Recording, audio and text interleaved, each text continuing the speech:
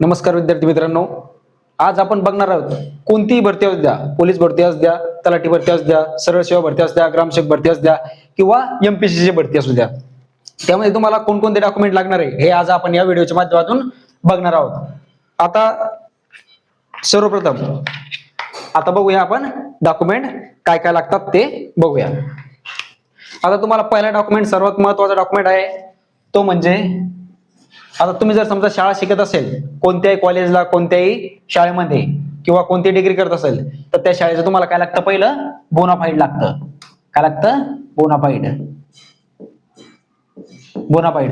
आणि जर तुम्ही शाळा सोडलेली असेल, तुम्ही कोणत्याही शाळा शिकत नसाल, तर तुम्हाला लागतोय शाळा सोडल्याचा दाखला, म्हणजे बोनाफाईड नाही तर मग शाळा सोडल्याचा दाखला. शाळा सोडल्याचा दाखला हा तुमचा पहिला डॉक्युमेंट आहे. एक तर तुम्हाला दोन्हीपैकी एक द्यायला लागेल, एक तर तुम्हाला बोनाफाईड द्यायला लागेल, नाहीतर तुम्हाला शाळा सोडल्याचा दाखला द्यायला लागेल.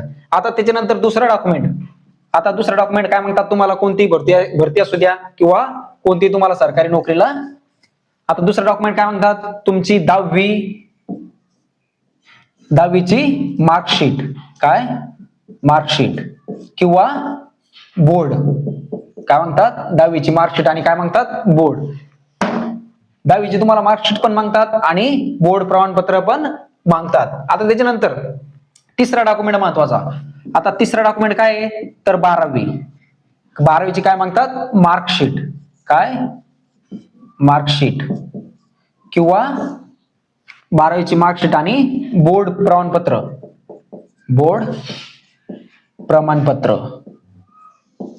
तुम्हाला बोर्ड प्रमाणपत्र आम्ही अजून आम्हाला भेटलं नाही. हे मित्रांनो, बोर्ड प्रमाणपत्र 10वी आणि 12वीचं दर 6, म्हणजे तुमचं 10वी झाली तर त्याच्यानंतर 6 महिन्याला तुमच्या शाळेमध्ये, कॉलेजमध्ये येत असतं. आणि 12वीचं पण तसंच.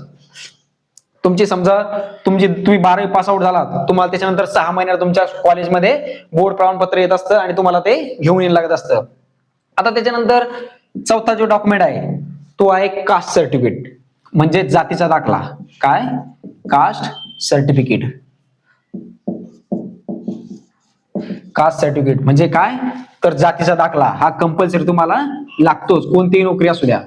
जातीचा दाखला.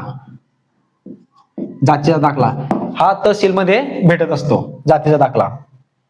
आता त्याच्यानंतर पाचवा डॉक्युमेंट काय, डोमोसाईल लागतं तुम्हाला. काय? डोमोसाईल.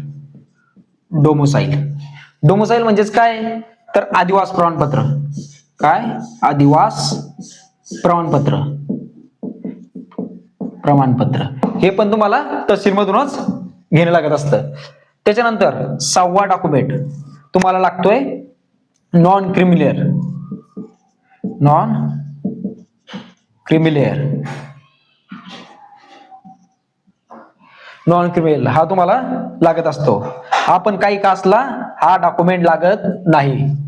त्याच्यानंतर 7वा डॉक्युमेंट आहे. आता काहीचं म्हणणं आहे, सर MSCIT आम्हाला आमच्या जवळ नाहीये, आम्हाला पोलीस भरती देता येईल का? त्याचा पोलीस भरतीसाठी MSCIT कंपल्सरी नाहीये. MSCIT तुम्ही भरती झाल्यानंतर 2 वर्षाच्या आत तुम्हाला MSCIT सर्टिफिकेट जमा करण्यासाठी तुम्हाला वेळ दिला जातो. 2 वर्षाच्या आतमध्ये तुम्हाला MSCIT सर्टिफिकेट जमा करून आपापल्या ऑफिसला, हेडक्वार्टरला देणं लागत असतं. आता त्याच्यानंतर काहीच म्हणणं आहे की सर आम्हाला कास्ट व्हॅलिडिटी ची, म्हणजे कास्ट व्हॅलिडिटी तो आम्हाला कंपल्सरी असते का? तर कास्ट व्हॅलिडिटी कंपल्सरी नसते. कास्ट व्हॅलिडिटी तुम्हाला नंतर आपण जिथे भरती झालो किंवा जिथे नोकरी लागलो त्या नोकरीच्या मार्फत तुम्हाला कास्ट व्हॅलिडिटी नंतर काढता येते. आता त्याच्यानंतर तुम्हाला हे डॉक्युमेंट सध्या तुम्ही कोणतेही फॉर्म भरायचा असू द्या, MPSC असू द्या, तलाठी असू द्या किंवा तुम्हाला पोलीस भरती असू द्या, हे डॉक्युमेंट तुम्हाला कंपल्सरी लागणार आहे. आणि जे नॉन क्रिमिनल जे असतं याला व्हॅलिडिटी असते.